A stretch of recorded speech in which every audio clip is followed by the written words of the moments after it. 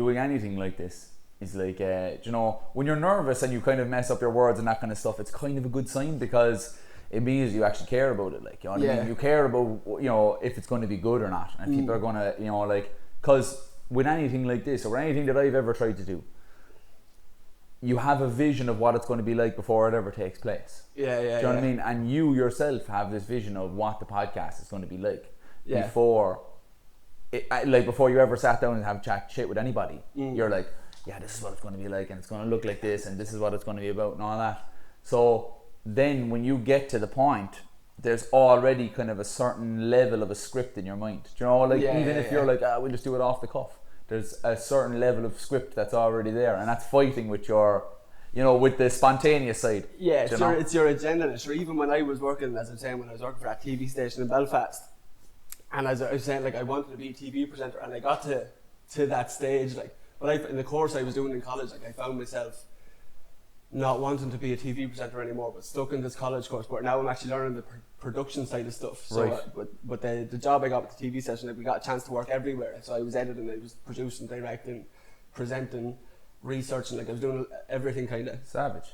And with the presenting things, so some projects, like, you got to pick your own, and I was getting, like, fitness guys on. I got done a lot of MMA kind of stuff as well. But then if there was people coming on that you didn't really know too much about... Sorry, Flash, look at my foot. Go on anyway, sorry. But if you got people coming in that you didn't know too much about, man, I remember I used to kind of be sitting there, so I'd have, like, my questions made up, like, and I'd know where You're on, I can't. Stop, Flash. Good man, Flash. Okay, go on. And if you had somebody you didn't have any... Yeah, like, you'd have your questions ready or whatever, and then, like, but you'd also kind of try to be free balling it, you know, like, like improvise or whatever. Absolutely. And... but I do it, and sometimes I'd be looking at them not having a clue. Sorry, mate. It's just, it's actually, no. He stopped licking my foot. The thought of him licking my foot now is causing me to fucking go absolutely mental. But anyway, no, you're all good. That's the thing. Like, Joe, that's what I like about Tommy Tiernan show. Yeah. Because he doesn't have a clue about who's coming on, so he doesn't have a chance to prepare. Brilliant. Know? And so even like the likes of like doing this and the one I was doing with my mate last week, I didn't want to prepare. Like, so I even like coming down on the car, I was obviously maybe playing what topics we were going to discuss or something like that, but I didn't want to be like, right, well, this journey started here, and then we're going to go here, and then we're going to, because like, then you do have like it's too cardboard, a pre-written script in your head, like. Whereas that's why I think it's better off starting like this, where you're talking you're not talking about anyone's past or anything like that. Like, absolutely. Even though I'm telling a story from my past. Yeah. But as I was saying there, so these people would be talking, right, and there was a background in the studio. And for me, they'd be sitting still, but the background would be shaking like mad like that, right? And I used to be going, I feel like I'm going to fade, but I'd be sitting there like, and then, but the same thing happened to me last week when I had my mate on the podcast, because he was talking about his PhD, and I was like, I haven't a clue in my head, but then the background's going like that. I was explaining to my mate then, on Friday we were having a few pints, and he was like, you do know that's a panic attack, like. Are you serious? And I was like, that couldn't, well, so he's had like experience with anxiety or whatever like that. And I was like, but I never thought of it as that. I was just like, is it the camera? Like, it's just getting hot in here. And he was like, and that's a minor, probably panic attack. Yeah, like, you know, at the time I didn't feel like I was panicking, or like I was just questioning everything in my head, going, why am I getting clammy? Why is the background shaking? That's mad. Why do I feel like I've gone real pale? That's absolute madness, like. But then it seems completely counterintuitive to be doing something like this, where there's cameras in front. Yeah, because you're kind of like, you're putting yourself out there. Like, that's almost like diving into a bucket of panic. Like, you know what I mean? And that's, I was only thinking about it since he said that to me, where this has gone from a thing of being in front of the camera to actually wanting to get better at. You know, that's a flaw, like, that you can't get comfortable. As I was saying, I can't even smile for a picture. Like, if you go through any of my Facebook, like, it's like me just pulling faces. Stonewall Jackson just. No, just pulling faces, just be like, I can't take the camera in my face too seriously. Yeah, I get you. That's mechanisms, man. Like, because like my mother's actually she's studying psychotherapy at the moment, right? So a lot of her work is around defense mechanisms and different mechanisms that we come up with. And like, I definitely feel that like certain things, like you pulling the faces and things, these are all defense mechanisms. They can be useful though sometimes. You know what I mean? Like my defense mechanism for a long time was just to make humor around anything, just make a joke out of everything, like, you know, and that would kind of lead people to believe that I was super happy and that I was like, you know, the super gregarious guy. And I am, like, you know, I like having the crack and stuff. Yeah. But like, it was really just like this mechanism that was kind of developed. Like, exactly. Yeah. And now that I'm, that I'm happy out with everything, like, and that I've sorted out through a lot of the problems, a lot of the issues, that defense mechanism is now working to my benefit, because I just love having a laugh and joke. Yeah, with lads, like you've been honing your craft of that. Exactly. Yeah. Exactly. Yeah. It's like. Yeah, I used to use this because I was sad as fuck, but now I'm actually grand. No, I'm actually grand. It's good because we can have a bit of a laugh. Yeah, but I definitely have a few of them defense mechanisms. Like, where I play guitar, but I hate playing in front of people. But for some reason, people think I love it. But I always, at the first like song I do, because I do get a few drinks in me, like, but the first like couple of songs I do, I purposely sing bad until, because now you can't criticize me singing because I'm doing it bad on purpose. Because I can't sing anyway. I can't sing good. But I can sing purposely badly. Yeah, I get you. And it's kind of my thing of, you can't criticize my singing now because I'm not even trying. Yeah, I get you. But even if I did try, it's not great. But if I did try, it can be criticized. Exactly, man. Yeah, that's it. Like a lot of the things that we do, when you actually think about these things that we do. I give you an example now. Right? And this is something that's very kind of like I may or may not have said this before, on my Instagram or whatever. But when I was Thai boxing, right, which was my background, like my sporting background. When I was Thai boxing, I used to never start anything in fights or anything like that in town. And like, not only did I never start any fights in town, like, if there was any argy-bargy happening inside the chipper, or whatever, like, I'd usually be the one, hey boy, relax, like, take it easy, like, it's grand, and just, completely try and diffuse the situation, right? And I'd always be like that. And then there was a time when I actually quit in a fight, my very last fight, because I had been diagnosed with a... You quit in the fight? I quit in the fight. Right, okay. I had been diagnosed with a minor brain injury, which could have been a major brain injury if I got punched in the fucking head anymore, Yeah. So I was like, I don't really know if I want to do this anymore. And I was basically in the middle of the ring, and I got a knee into the stomach, and it put me down onto my knee, and I could have probably gotten up, but I stayed there. Yeah. And I stayed down, and because all I was thinking about was my brain, man. All I was thinking about was like, Conor, you're actually kind of smart. You shouldn't really want to get your brain splattered all over this ring. But I beat myself up over that. Over quitting. Yeah. For years after that point, like a year and a half after that point. And what I noticed was, and this is only something that I only kind of, dissected over time, was when I got back from Thailand after I had basically taken that knee in the fight, anything that happened in town, I was ready for a fight. When I was Langer drunk, I was ready for a fight, boy. And the reason why that was I was searching for that tough guy. I was searching for that tough guy that was there, that like notoriously would have been known, like I would have fought anyone at any time. Give me a week's notice and I'd have fought somebody, and I'd have hopped in the ring and I'd have thrown my hat in there, and always game to fight. And every single fight was just absolutely, I was ready to go to war and go out on my shield. Yeah. And then this happens, and you're like, okay, now I have to prove in a different arena that I'm still this tough guy. You know what I mean? Yeah. And then someone would knock over your chips and you'd be ready to fight him. Like, but do you think that comes as well from a thing of like when you were training, you had like a release of frustration that builds up just throughout your day, like I have a bad day at work, and then you go and train for an hour and you're like, I'm actually too tired to give a shit about that anymore. Like, I think that was the first thing that I thought of. That was the simplest, I think, way of looking at it. Was like, I don't have this outlet to punch bags and punch people in sparring anymore.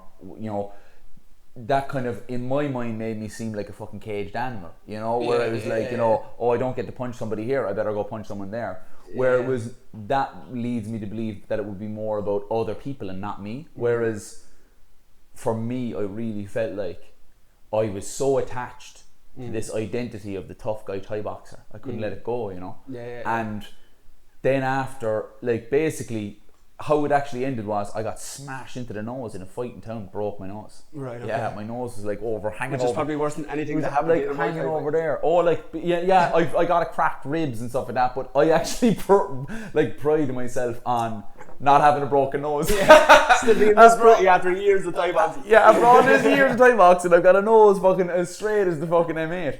And I literally was like, I literally was inside in town, and there was a bit of a kerfuffle going on about the place, and I was absolutely beyond Langers. Yeah. And I remember I threw a punch at a guy and I missed, and his body came in and smashed me into the nose, and it was like boom, and it was, my whole face just kind of went, it was like blood and all sorts of madness, and blood was gushing down all over the place.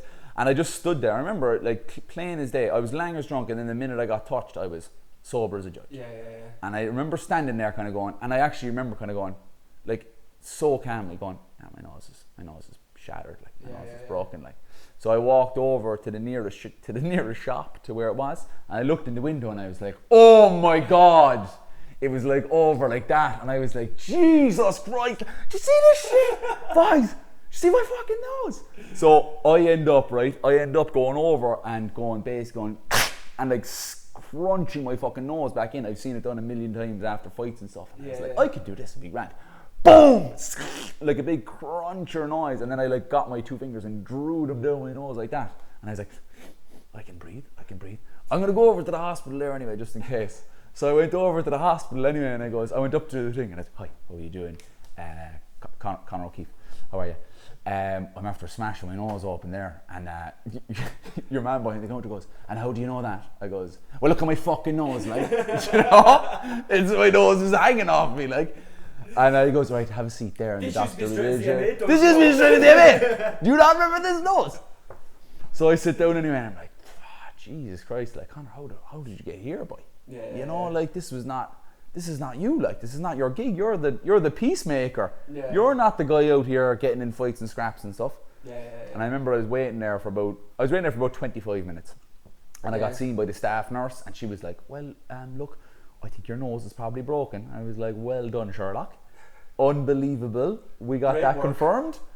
And I was like, no, in all seriousness, I was like, oh yeah, look, fair enough. Can I just get it seen by a doctor, see if they can do a better job straightening it up? And she goes, yeah, there'll be a doctor here in about 2 or 3 hours. And I goes, right, that's a bit too long. So I just left. And it's been the same ever since. It's been the same. Like with my glasses, it kind of hides it, but you can see that it's bent, like it's off center, like, you know. But to me, it's a constant reminder, and it's so strange. Like, and was that the last time you were? Last time I was ever in any type of kerfuffle, any type of nothing. Like, as in nothing. Never, ever dipped my hat into that type of thing again. It was very short-lived, actually. I didn't spend a long time, like, you know, roving around town, this tyrannical beast, like, looking for scraps.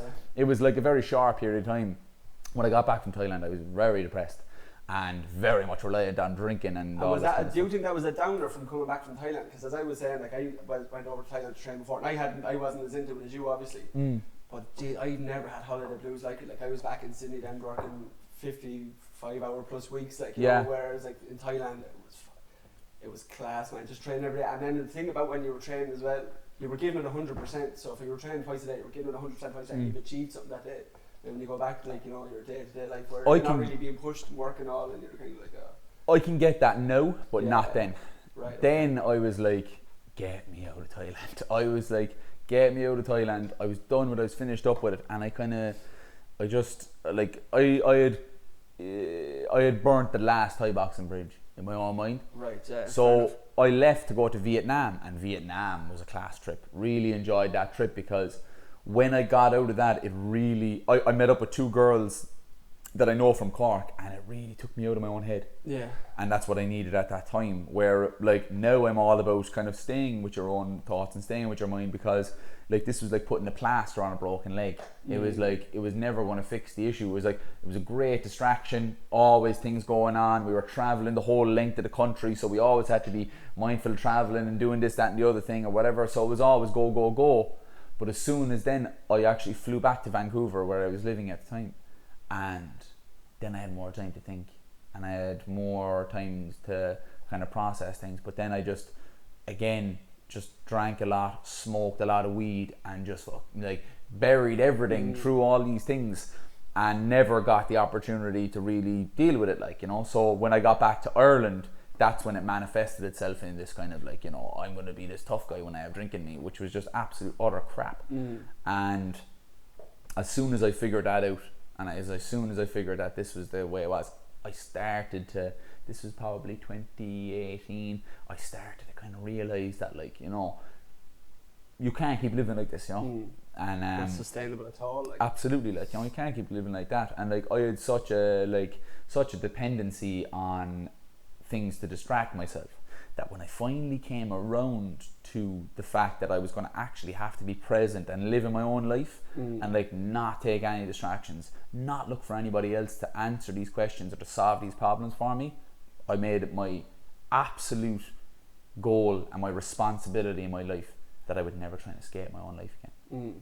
And since then I haven't. And like, so when you're doing all your runs and stuff like that, you were doing it for PA at a house. So like, I know you were saying there you did have your own troubles, but how did that manifest itself? Like, was it as depression? Was it as anxiety? Was it as... It was what you would probably call manic depression, where it was like real ups and downs, real highs and lows. Like, people would say like this is bipolar disorder. Bipolar disorder is completely different.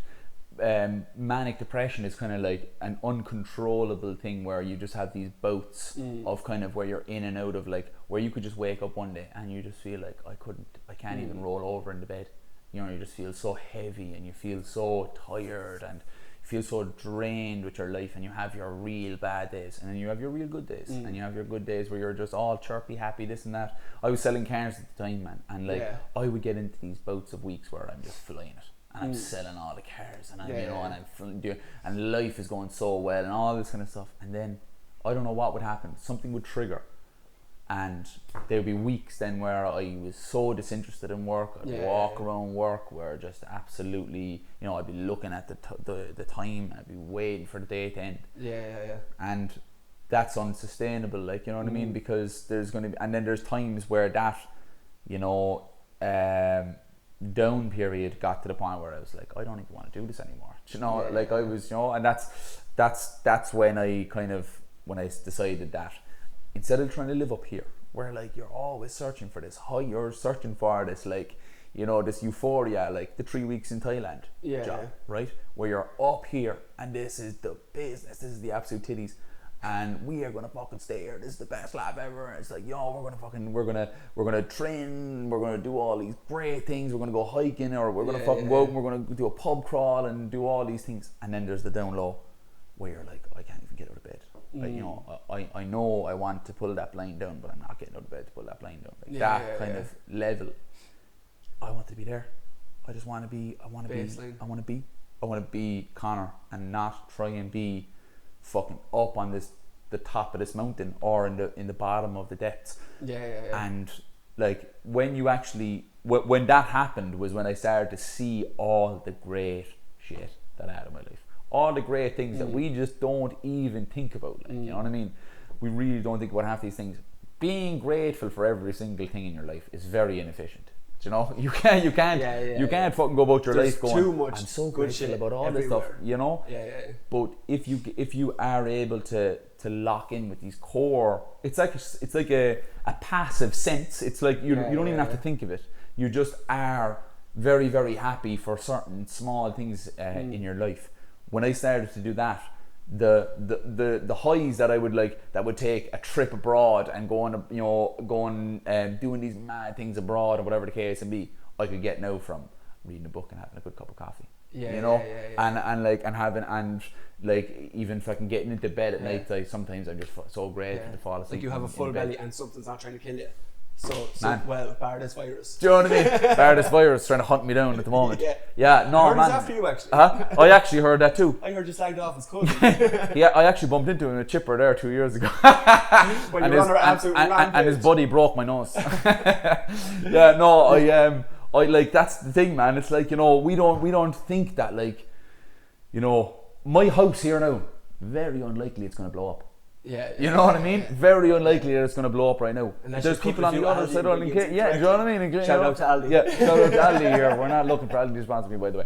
But if you think about it in that way, like, there's people on the other side of the world where they're in constant fear of those things. We just don't even think about this kind of stuff. Like, you know what I mean? And as I said the other night, like I had the pleasure of having my friends over that care about me. I got to cook for them, and I went to bed with a fucking full fridge and a full belly by, and I'm telling you, like, it's these things when you actually take a chance to kind of go, this is unreal, like, you know, that I'm able to actually live this beautiful life. That is when you start to It's when the shit things don't seem so shitty. Yeah. You know? And like, do you think that then is the cure for how you know that at the time you said you can't even pull the blind down, like, and that you see no way out, like, is that the cure then, to be grateful for? Obviously, right, you can't give a blanket cure, like there's no umbrella cure for it, like, but that was the cure for Conor O'Keeffe. Yeah. So I don't know if it's going to be the cure for everybody, but I know that there are general principles that I've learned that are applicable to everybody. And one of the things is just actually, you know, when I was in the darkest of times and people told me to think about the things I'm grateful for, I couldn't properly dissolve that, like, you know what I mean? I couldn't dissect that properly because I wasn't in the mind frame that allowed me to think like that. You know what I mean? Yeah. So when I say it to people, like, you know, we need to be grateful for this, that, and the other thing, it's actually a skill. Yeah. And you have to work on it, man. And like, that's why, you know, all these inspirational quoters there, like, you know, that are going around the place, like, you gotta smash your day and you gotta do this and that, you gotta be grateful and thank God for every day and all that kind of stuff. These people don't actually realise who they're actually talking to. Do you know who they're talking to? Themselves. Yeah. It's to an extent, like, I know that you are kind of that guy as well, like, I don't know if you were having a slag at yourself, but that's a diluted sector now, but there's very few authentic people in it. And I think that you are kind of one of the authentic people when it comes to, like, you know, you were, like, some people will preach about it or whatever, but you actually had your friends over to cook them dinner and you were like, and you know, you were actually grateful for it. It wasn't you doing them a favour, you were like, thank you for coming over here, like, and letting me do this for you. Like, they were trying to thank me for it, and I'm like, guys, I promise you I enjoyed it more than you did. Yeah. Do you know? And like, and that's the thing.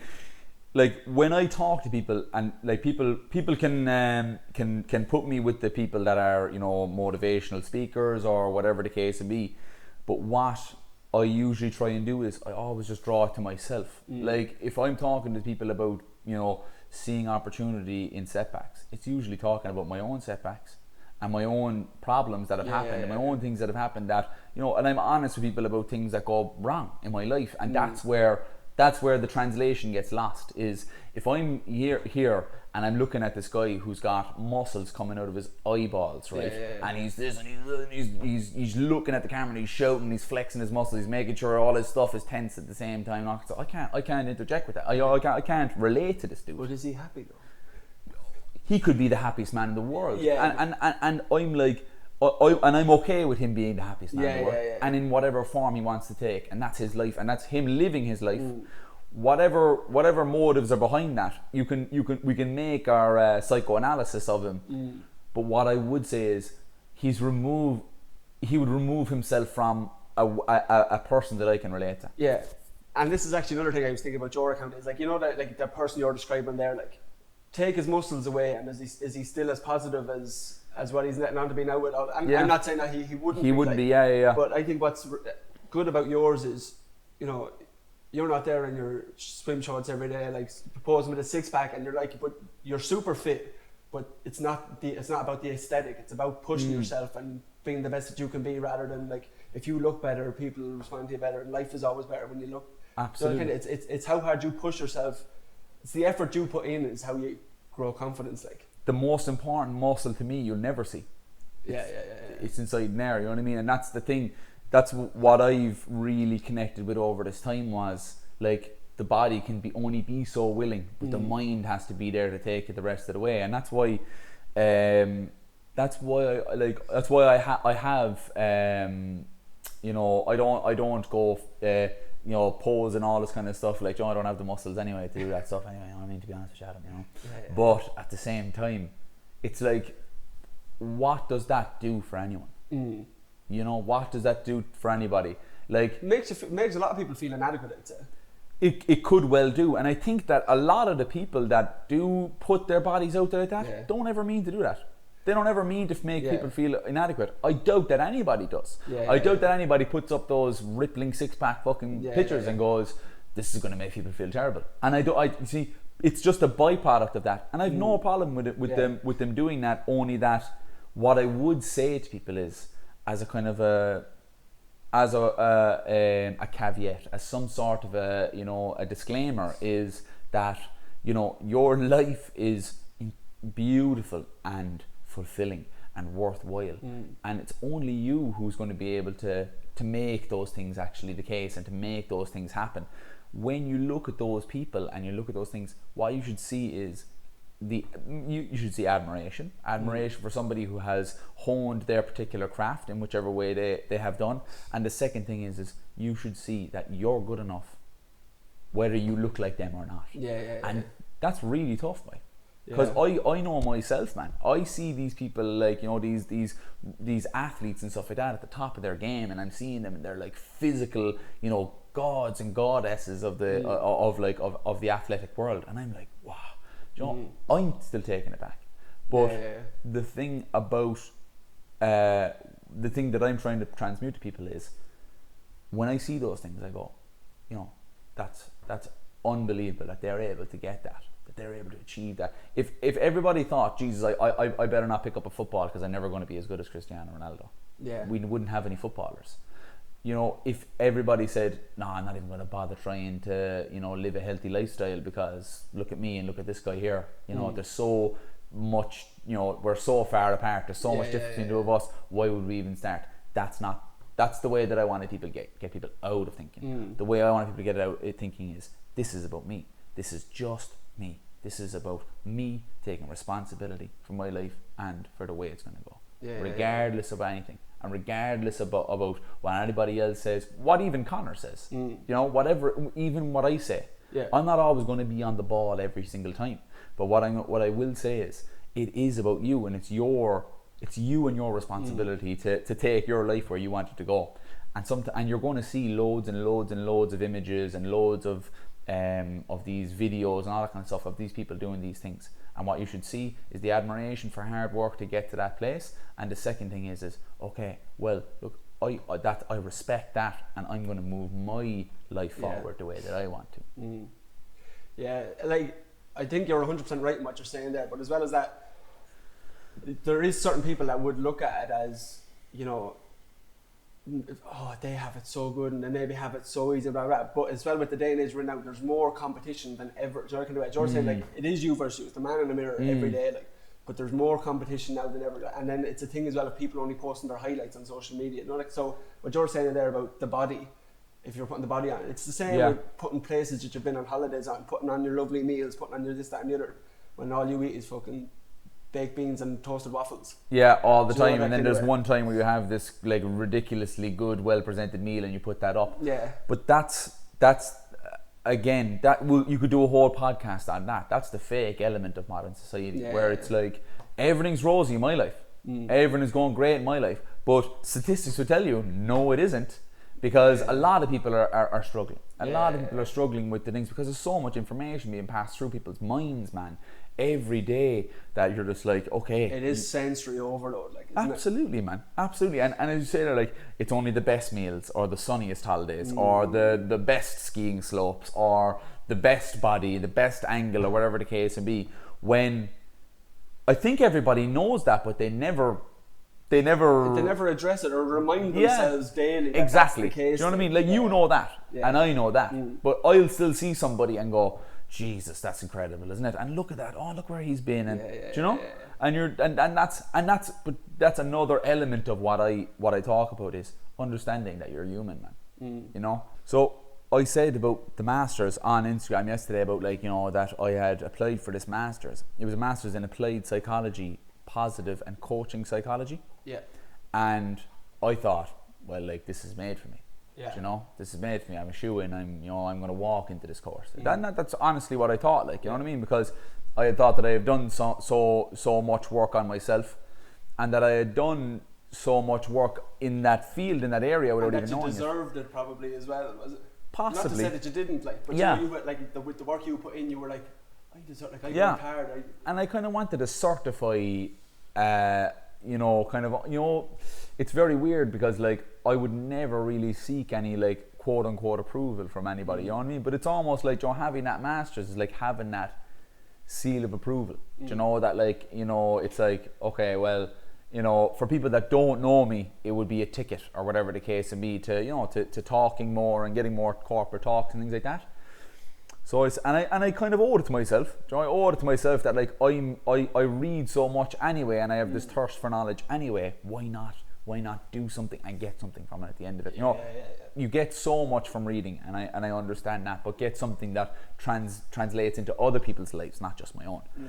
And I didn't get in. Now there's one more round that takes place just before Flash is going to knock something, hopefully not. Just before the start of the academic year. And look, that it may or may not happen that I get through or not, but there was a part of me that had to really practice what I preach, you know, and I'm always tried to, if I say something, I do it. I would never purport to put something out there and not actually do it myself, you know. It's like when I say that I'm going to run around the patio for 24 hours, I'll do it, and I did it, you know.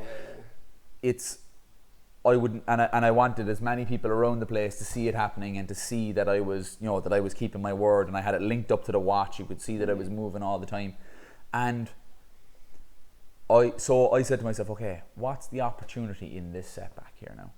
What's the opportunity in this setback? And then I got the other setback from a company that was going to sponsor me, pulled it out last minute, and I said, you know, this opportunity now is, if you don't start in September, you have an opportunity now to live out something that you always wanted to do. And I always wanted to create my own brand and create something that helped me spread the message that I was spreading, and also allowed me to get the capital together to start these community initiatives that I always wanted to do, and to work with teenagers, to work with people in disadvantaged areas, to work with people that are struggling with their mental health and things like that, and to get involved with schools and everything. I wanted to do everything.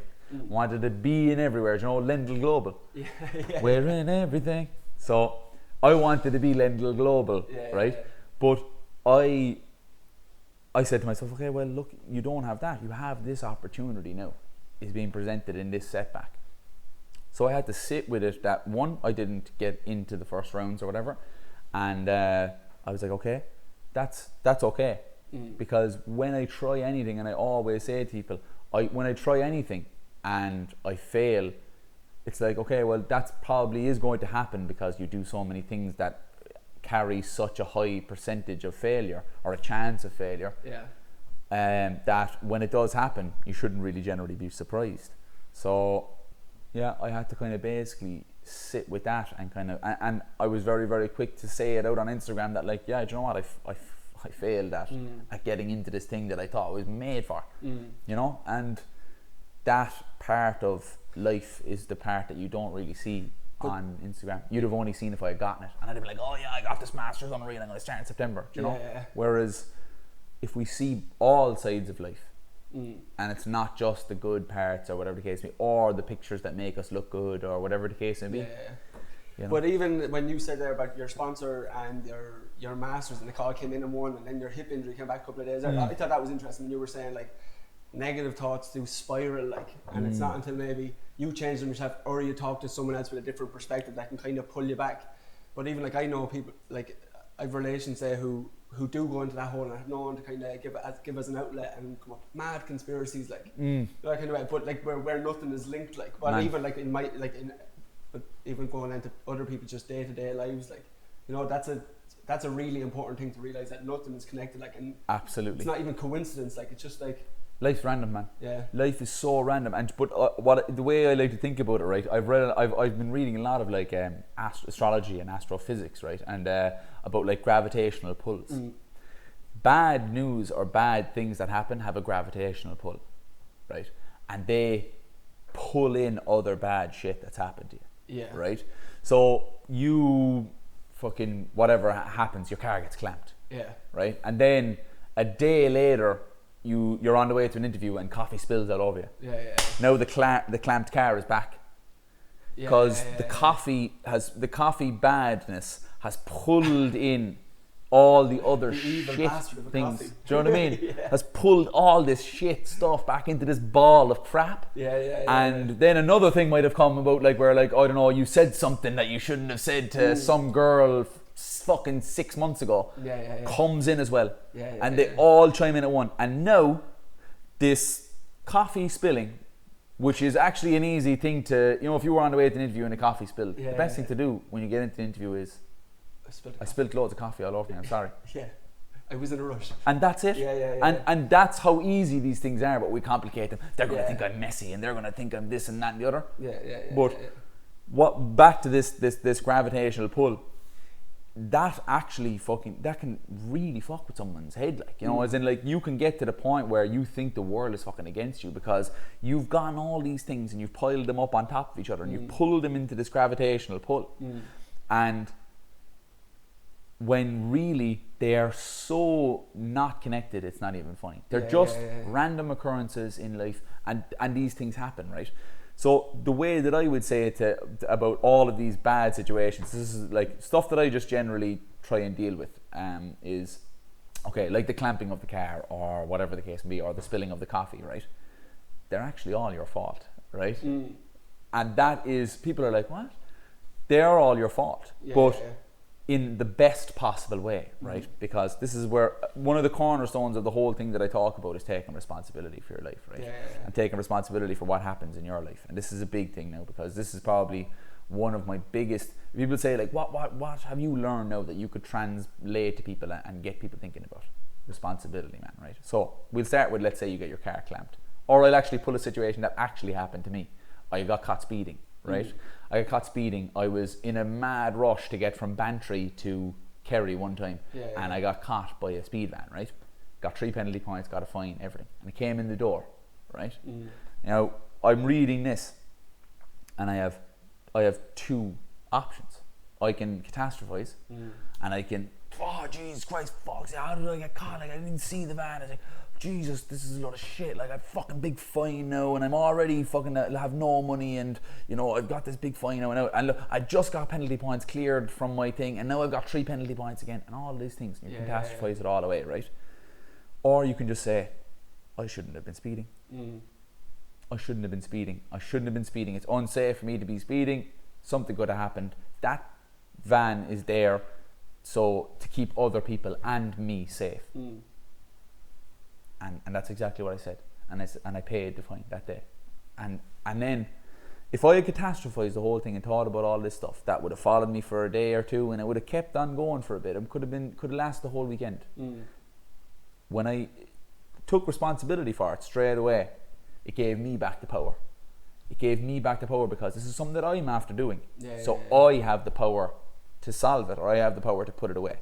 So when I take back the power and I take back the responsibility, like the even going to the interview with the coffee in your hand, and you're there and you're driving away and it sinks, you obviously haven't prepared enough. You obviously haven't given yourself enough time to get to this interview. You have been rushing through traffic with this coffee in your hand with a chance that it's going to spill. And then at every possible red light, you're stopping at that right. Like, you know, like, as you said, it attracts, like, exactly. You're in a hurry. Do you know what I mean? Someone won't cross the road quick enough.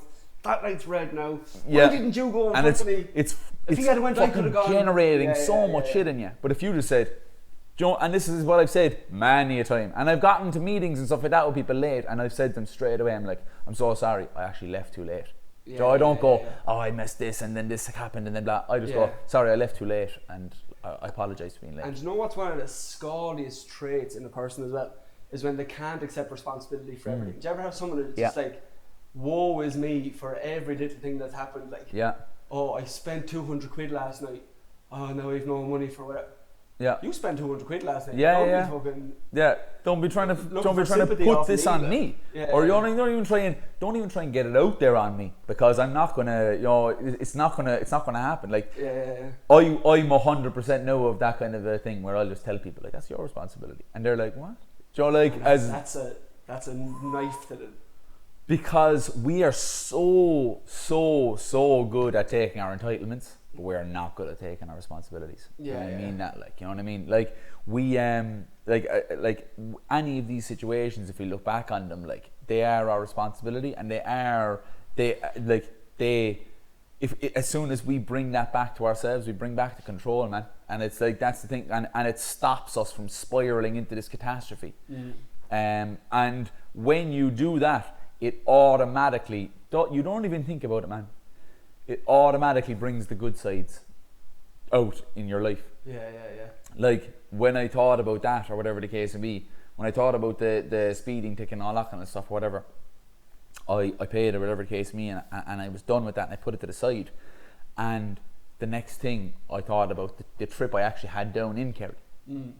And how wonderful it is that we live in such a beautiful country, and that I was actually able to, that I actually knew people down there that, gave me hospitality, and we had this great time. We were able to actually go and climb all over the coast and all these kind of beautiful things, and it just reignited those things inside me. And you don't even think about it in that way, but certain things that happen, like I was giving this talk before in a solicitor's office, and I was reading a book, and I was like, I'll set an alarm, and I didn't set an alarm. I was like, I'll read the book. I was like, fuck it, I'll just read this, and I'll read to the end of the chapter. And I looked up, and I had like 11 minutes to get to this thing. Like out of nowhere, I basically just lost track of time completely. So I lost track of time. I didn't set an alarm. I didn't do those things, and I got there, and I was only about 3 or 4 minutes late because it was very, very close by to my house, and I remember getting there and I go, okay, what? I could make up all kinds of different types of excuses, but I'm just going to say, look, I actually was reading, I lost track of time, and I didn't set an alarm. That's exactly what I said, and they're like, oh, fair enough, that's okay. And I'm telling you, man, if you're open and honest with people, man, they respect that, because they don't think that you think they're stupid. Because if you think that you can lie to someone, it is by default you saying that you're cleverer than them. You're smarter than them. You know what I mean? That you're going to outsmart them. That's very true. Yeah. Do you know? And I do often think that I come up with real clever lies. Like, no way. Nah. And they probably definitely look straight through it. Like, what a dickhead. People will, and I'm saying this now to people, right? If you start doing this in the professional sphere, people will look at you differently in a good way. Yeah. They'll actually be like, what? There's been times now where I haven't sent an email to someone, or I haven't done this, that, or whatever the case may be, and I'd be like, oh, sorry, I got caught up with this. Everyone gets caught up with shit. Everybody has a busy day. Why is your day any different to anybody else's? You say, sorry, completely forgot about this until now. What are they going to say? They're going to say, oh, look, maybe the next time be more punctual or be more efficient, or whatever the case may be. Like, apologize. I'll move forward now. They will, because you're still getting the email in late, regardless of whether you have a lie or not. But if you can be honest with somebody about it, at least they know that they're going to get honesty from you, and you're going to be upfront with them. And I mean it, man. Like, that's a fucking rare commodity these days, is people that are honest, and you can actually going to go, yeah, he's straight up. And that's and whenever people are trying to describe people to you, and they go, oh yeah, no, there's no shit with him, he's straight up. It's a good thing. 100%. It's a good thing. It's one of those things where you're like, oh yeah, no, I'm glad that this guy is a guy that's straight up, and he's not going to bullshit me. And even that, like, you're not necessarily out to hurt anybody's feelings. You're just out to try and make people be a better version of themselves. Like, absolutely. And some people can take it, and other people can't take it. Like. Absolutely. And even if somebody takes it to a small degree, it will help them. And if they take it to a small degree, it will only grow. If they take responsibility for certain aspects of it. This was always in my mind, about taking responsibility for things. And then I read, actually, as well, this book by, Ant Middleton. He's on SAS Who Dares Wins. He's like one of the presenters on that. Yes. He wrote a book. He's the QS, not the QS, when the head, he's the main guy. Yeah, he's the main guy, basically, yeah. And he said he has a book called The Fear Bubble. He talks about basically harnessing and managing fears and things like that, and he talks about loads of other different aspects of life as well. And a very, very interesting read. And he talks about one aspect, and I always say to people, if you can actually take one thing from a book, a fucking book that thick, if you can take one thing from it, it's a success. You've won. You've already won. So I took this one particular aspect that was only a couple of pages long, and it was called Godlike responsibility, and that's what he termed it as, Godlike responsibility. And that is like taking responsibility for things that you don't even think are anything to do with you, right? I'll talk about it, and then I'll talk about it literally, that it actually came to play in my life yesterday, right? Okay. He gives the example that it's 3:30 in the morning, you're full up on pints, and you go down a back alley and you get the shit kicked out of you, and you end up in hospital. Whose responsibility, whose fault is that? Yeah, yours. Yeah, you're out, you're intoxicated to the point that you can't defend yourself, you're going down this back alley at this time of night. it's your choices that have led to this happening. Yes, the people that did it, doesn't make it fucking right that they did it to you. But you shouldn't be putting yourself in that situation. And a lot of people are like, no, like, you know, they should, no matter what happens, they shouldn't do those things. Yeah, absolutely. Yeah. But you shouldn't put yourself in that situation either. You should have the responsibility to keep yourself out of that situation. Okay, where this came into my mind yesterday, I was on a walk with Flash. I was talking to you actually earlier about this. I was on a really long walk with him, and I should shorten up the walks and intensify the training. I'm training him as an autism assistance dog. And so I was taking him on this walk, and he was doing absolutely nothing right? And I was getting really pissed off. I was like, Flash! Expletives. And I'm just like, okay, Conor, he's a dog, man. It's your responsibility to have him trained to the level where he's going to do what you do. Nothing to do with the dog. Yeah. The dog is a dog. You're the person who is responsible for where he should be in his level of training right now. And obviously he's not at the level at where you think he should be. Whose responsibility is that? It's yours, Conor. And as soon as I got that was about 2 kilometers in, we had 5k or so left to go. As soon as I took that responsibility, I calmed down my tone. We stopped up a little bit. We calmed down. Both of us did, because he was getting a bit jumpy as well, because he knew I wanted him to do something, but he didn't know quite what it was and all this kind of stuff. So what I did was, I started at the very basics of sit, wait, stay, very basic stuff that he knows like the back of his hand. And that got him into the train of thought. I basically brought it back to the absolute basics, and that's another thing that I always say to people is bring it back to the basics of things. Don't try and don't be trying to sprint when you don't even know how to walk. Just bring it back to the basics. So I brought it back to basics with him. I calmed down. I took responsibility for the day.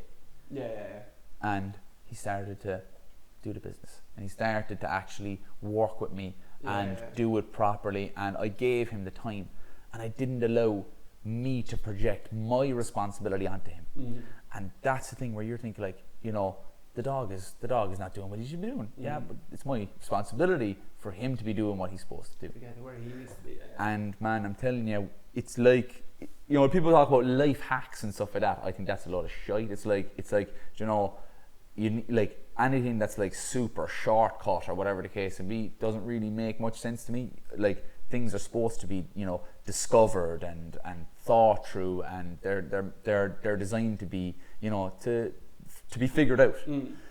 But when I say that this is a life hack to like living a more here style life, not up here or down here, is taking responsibility for things, and that's what I always say to people on these things is, the only person that should be responsible for your life and how it goes is you. And if there is anybody else that's responsible for that, you need to let them go. And that's the again, like, you know, I was talking to you about Gollum in The Hobbit. Right, and how Tolkien is just an absolute master, right? And this is something that, like, you may not get on your first read of the book or the second read or whatever the case may be, but the character Gollum, right? He's only a minor character in The Hobbit, huge character obviously in The Lord of the Rings. But Tolkien goes out of his way to portray him as this like horrible, like decrepit, disgusting, despicable, wicked creature, right? And like everything that's bad about what, you know, humans can concoct is inside in Gollum, right? And he makes you think, Jesus, this is a despicable guy, right? And then almost even in the same breath, in the same page, he makes you feel like real pity for this thing, because he's alone and he's corrupt by this thing that he has no control over. He has no control over this ring. The ring has all the control over him, and it's a story, but it's completely and utterly transferable into real life. And you think about it drugs, alcohol, social media, dating apps, I'll put them into things, honest to God, right? And all of these things, right? It's funny, right? But like when I explain it like this, people kind of go, Jesus Christ, that's actually true, right? You get those things, and they are the ring, right? Because they can be very useful, but they can also be very, very corruptible, very corrupting, very poisoning sometimes. You know what I mean? And that's what I always say to people is like, you know, if there is those elements in your life that are taking away that control from you, like, then you have to really think about your relationship with them. And that's what I did with alcohol. I haven't drank in a year and a half, and like it's not. I say to people, I don't have control of my drinking right now. I don't, because I just don't. I choose not to do it. But I don't have control over it because I don't know what it's like to have it in my life. Do you know, as this kind of one or two things that you know, because I was there for the way I used alcohol. I used alcohol to the 20 pints job. You know. And I don't have control over it because I don't have that relationship with it. But that's what I find so enlightening about the character in Gollum is that, you know, if we look upon this guy and he's completely lost his control, completely lost his autonomy, and it's singled him away from everybody else. That's what can happen inside in your own mind. I could be out for drinks with my friends and I could be surrounded by people and feel so lonely, and you feel like, you know, Jesus Christ, I don't even want to be here, you know. But I don't know what the other side is. I don't know what it's like to not have these rings, these elements that keep me distracted or keep me, you know, from thinking too much about all of these things, like the gallivanting, drinking, and womanizing, all of that. And I openly say it, like, you know, there was parts of times in my life where I just leaned on these things because they were so much easier than actually dealing with the storm that was going on in my mind. So I say to people, like, you know, you need to be in your own life. You know, you need to be in your own life, and you need to actually, and it's a wonderful thing as well, like, you know what I mean? It really is, like, you know, it's like if you it's like lightening that load, you know what I mean? Like, you know, it's like you need to get out. If you get out of that element, right? If you see, like, a lot of people have seen The Lord of the Rings, probably like one of the most watched films ever. Franchise, yeah. Like, you see Frodo when he has that ring, he's tired. He's weak. He's heavily dependent on the ring. He's tied to it, and Sam has to, like, really help him. And I think a lot of friends can be in that. Be in that kind of a thing where they're trying to help people through whatever they're going through, whatever the case may be. And Sam, we've all been Frodo and we've all been Sam at absolutely. one stage, like, absolutely. And we've all been Gollum at one we've stage. all been Gollum at one stage as well. Do you know what I mean? Waking up at fucking whatever 7 o'clock in the morning, going, where the fuck am I? You know, and you're there crawling around the place. You know, everybody's been there. You know, but it's just about when like you think about the time then when the ring is destroyed or whatever the case may be, and Frodo is there. Like, think about that in your own life, of whatever you have in your life there now. It could be addicted to being onto Instagram or Tinder or drinking too much or drugs or smoking too much weed or whatever the case may be. All of these things, they actually take way more than they give. And if you decide that you want to have a better relationship with these things, I'm not like, oh yeah, you gotta live the sober life. That's me. That's my life, and that's what I want to do. I'm not saying people give up all the drink, give up all that kind of stuff, but just think about your relationship with it. And if people are living that healthy life and they can honestly look at themselves and go, yeah, do you know what, I have a very healthy relationship with alcohol or with social media or with, you know, dating apps or, you know, like, you know, whatever the case may be, then, you know, that's a good place to be. And I was just going to go back to, because when you were saying, like, you know, when you think through certain things on, and if you take one thing from one book, and it kind of goes back to, like, the mental health thing we were talking. So I was thinking about this in the car on the way down because I knew we were going to talk about.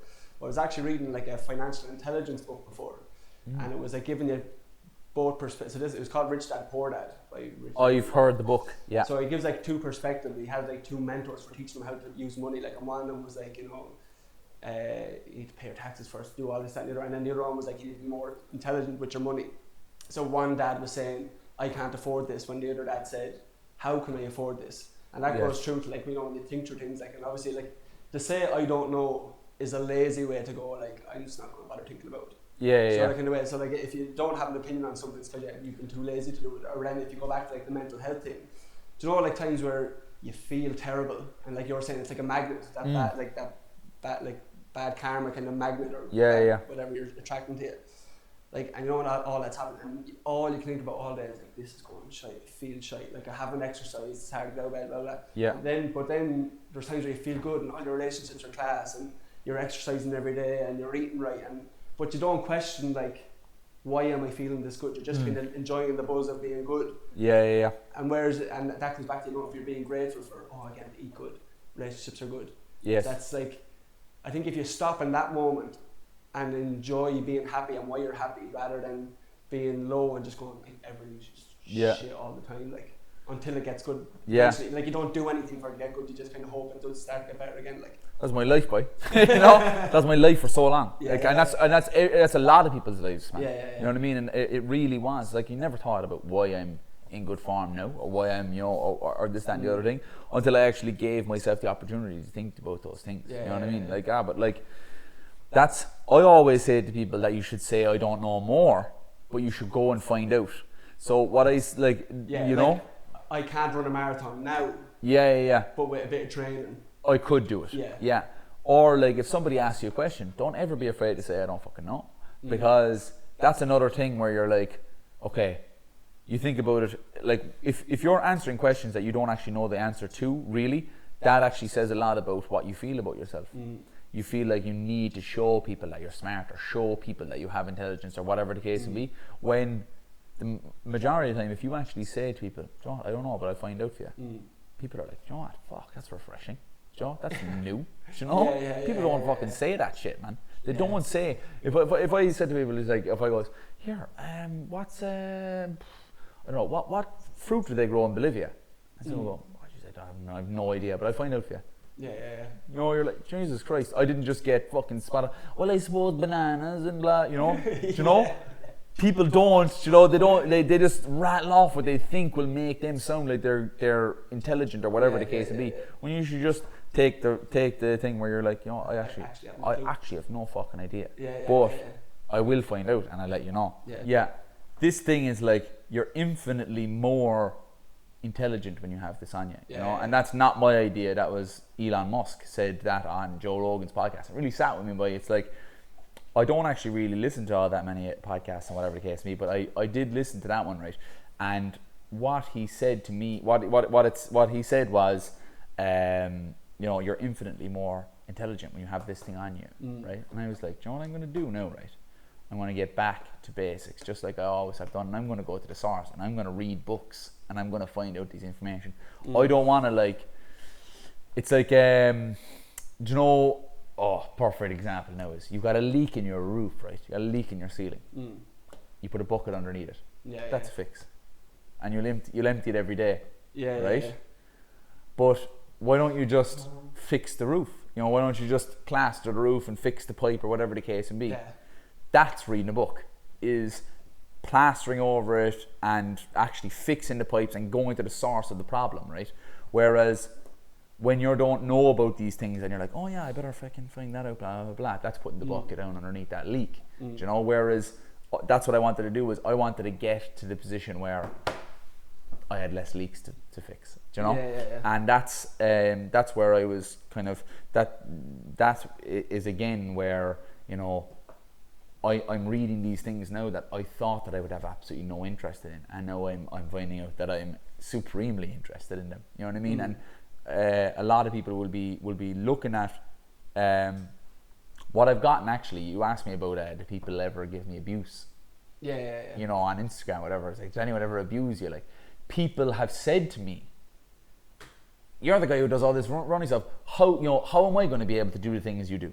That's actually what they've have said to me a few times, and I'm just like, well, that's just not the way to look at it. Because I didn't know that I had this real love of books and real thirst for knowledge until I started doing these things. And now I read 2 books a week, or whatever the case may be, and I'll keep, like, I buy 10 or 11 books at a time, because I'll read them through, or whatever the case may be. And what I do with them is I give them to people then, and that's another aspect of it. By that, it's like one of the best parts. Lad, it's like you're literally like giving people books that you've read yourself.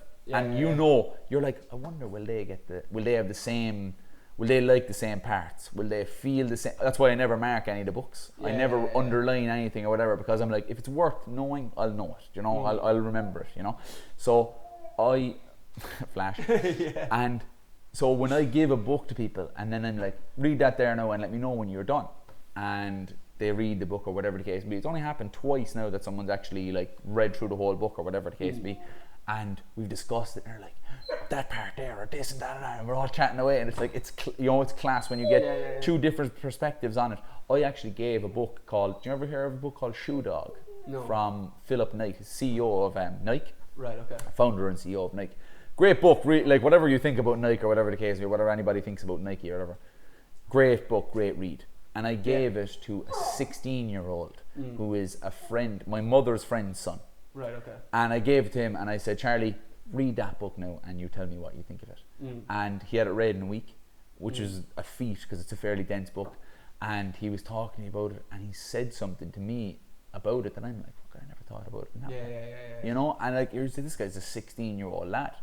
Give people that opportunity to have those types of conversations with you, man. It's unreal. But even like, as I was saying to you as well, like I'm only maybe started getting into reading lately, like, and you know, when I was younger, wasn't into reading, and the only reading I done was for academic reasons, like for my thesis or whatever like that. But that actually made me think I hated reading, because I wasn't really reading anything I was overly interested in. Pleasure, like, And then when you actually find something that gives you that serotonin kick of, I've had these thoughts, but now that this book has given me anecdotes on it, it makes sense. Like I was not the only person thinking it. It's classic, and then it gives you ideas, and then you can go off and tell people, and it makes you more interesting as well when you can actually talk about something with sustenance in it, like, you know, rather than just talking shite all the time. Like, absolutely, you know, man. Yeah, it's like there's great conversation fodder in it, you know, and like you'd be surprised that when something is said in a conversation that you have something really interesting to say about it. And it's not like this, let me, you know, it's this is coming from my brain, and I've went out and I've went to the source of it. It's like, you know, I don't want to get the processed fucking shit. I want to go to the farm and I want to actually like dig my hands into the earth and pull this stuff from the ground. That's what like reading is to me, like, you know what I mean? Like, you can talk deeply about it or whatever the case you want, but it's like going to the very source of it, going to the well, like, you know what I mean, and getting that wealth of knowledge that is inside now. It's not pre-packaged knowledge like this. You know, it's you have to go about it, and there might be shape it as well for yourself. Like, absolutely, you take it. It's your responsibility on how you godlike responsibility on how you dispense it. Do you know what I mean? And how you disseminate it. Do you know what I mean? 100%. And that's the thing, like, you know. And it was actually Shoe Dog that made me think about starting this brand, or initially. It was actually because I was thinking to myself, because like people probably know a bit about the Nike background and things like that it used to be called Blue Ribbon Shoes, and they started trading with Onitsuka, which is tiger, you know tiger shoes. You ever see them around the place? Not a huge brand, but they're joined with Asics actually. Right. Okay. And he basically started trading with I'm gonna have to blur this out if I'm gonna put it on YouTube. Asics and Nike. Just blur. Blur everything out, like blur Rick and Morty out even. And they started trading like that, with them, and then basically he found an opportunity in a setback. They stopped trading with him, so he had to make his own. So he made the first Nike Cortez shoes. Class. It is very, very interesting book, and it was like one of those things where it's like just affirmed that belief in me that when one door closes, there's gotta be another one that opens, like, you know what I mean? And it's just, you can't eating plastic. It's off of his toy. Oh, right. Oh, he's giving me the eyes now. He's not. You can't take what that off. You're not Conor. Oh man, it was funny the other day. My buddy goes, "Get into bed to Flash," and he looked over at me, kind of going, "Conor, does he have the right to tell me what to do?" But we were on opportunities in setback there. And you've taken an opportunity from setbacks, the ones you were talking about that you got last week with the. Absolutely, yeah. I got those setbacks of the Masters, and a company that was going to sponsor me said that they couldn't, and I was like, you know what? Let's see that opportunity, man, and let's go for it, and let's see where it brings us. It could be the biggest failure, and I could waste out whatever savings I have left in this opportunity, right? But I'm willing to take that fucking chance to fall flat in my face, man. I'm willing to eat dirt like on this one, really. And that's like, I don't care if it's a flat failure and I have to go to the 9 to 5. I don't, because it's worth it for me to take that opportunity. I said to myself ages ago, I'm never going to work for anybody ever again. So I started doing the talks, I started making my own money that way. Then COVID hit, and there's probably an opportunity for me to start that up again as well, which is great. But I would take the opportunity of breaking that promise to myself and having to go back to a 9 to 5 job to do this, to take that risk and just put my money where my mouth is and actually see if I can. And a lot of people have that hang up, the what if, like, I'd rather try and fail than live the next 10 years and go on working for, kind of got pushed back into working for the man, and now, Jesus, that could have been fucking class. So can you tell us too much about what the idea is now? Or? Well, I had started, it was very funny because I started initially, right, this is ages ago, I don't know, you probably didn't even follow me now at this stage, but I started like in January of 2019, like very few people followed me at that time, there's about 700 people or whatever it is who followed me at that time, and like they were all my mates or whatever, or people that I knew, and so I started talking about this thing, TFS, right, but it was initially called Tough Fucker Shit, right, and I was like laughing and joking because I was training for a 200-mile race that I had no business doing at the time, right? And I was like, yeah, do you know what? This isn't about like going to the gym and like, you know, pumping my fucking guns in front of the mirror and all that. This is about doing tough fucker shit. It's about getting up at 4:30 in the morning, running and fucking getting in the work and doing all these things. And then I was like, okay, well, you know, I won that fucking 200-mile race, and I was like, okay, you know, you probably have a bit of a, you know, a knack for this shit, like, you know. So I said, okay, well, tough fucker shit is probably not going to be, you know, the best name. Because I want to work with teenagers and kids and all these kind of stuff. You know, I want to work with everybody. I don't want to isolate anybody just with the name. And I was thinking to myself, okay, well, look, I love TFS and I love this kind of brand, this like logo that I had for TFS, and I made t-shirts with tough fucker shit on the back and everything, and it was all rosy because I was like thinking I'd love to start a brand with it and all that kind of stuff, and I was just playing around with it, having a bit of a laugh, you know, just having fun with my life, you know what I mean? And so I decided, okay, well, I gotta change it, right? And then my friend who owns West Cork Coffee, I always post up with it's the best coffee in the world. Shout out to West Cork Coffee. And his wife actually said, do you know what, it should be that first step. And I was like, fuck, that's actually so good, because it's kind of leads itself towards the running aspect of things, and it leads itself towards changing your mindset and changing your life and taking that first step forward in your own life. So I said, okay, we'll do TFS, and it's be that first step, and that's what I want it to be centered around, is like all of the different aspects that I talk about. I want it to be centered around those things, like getting out and playing, like going out into the mountains, man. Like people go out and they're like, you know, they're like, I'd love to go hiking with you, and they go hiking with me, and I'm there like, and I'm hiking, I'm like, oh yeah, it's a great day, and then I'll turn around at a certain point, like, and it's out into the valley, and I'll go and like shout into the valley and hear the echo like boo, like blaze across the place. And you know, you were saying you're going to Cumshigan. I went to Cumshigan, right, and there's a beautiful part of Cumshigan. I always go up the left and down the right, right, so you're keeping the lock to your right.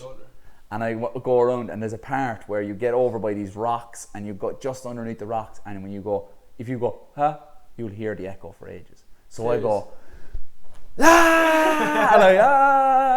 and you can see people looking around going, what's this fucker doing? And man, I just love that. Like, that's me now. It's like getting out and playing. I don't care about other people, you know, going out and getting their Instagram photos up and Cumshigan and me shouting my head off, because that's just me enjoying my day. 100%. Where like, that's what I'm saying to people, like, get out and fucking play, man. Remember when you were like 8, 9, 10 years old, like you'd have no toys. You pick up some sticks and their guns, and you know, those kind of things where like there's no limits, you know what I mean? You're not fucking limiting us. We don't have any toy guns, we shouldn't have. Yeah, well, that twig looks like a gun.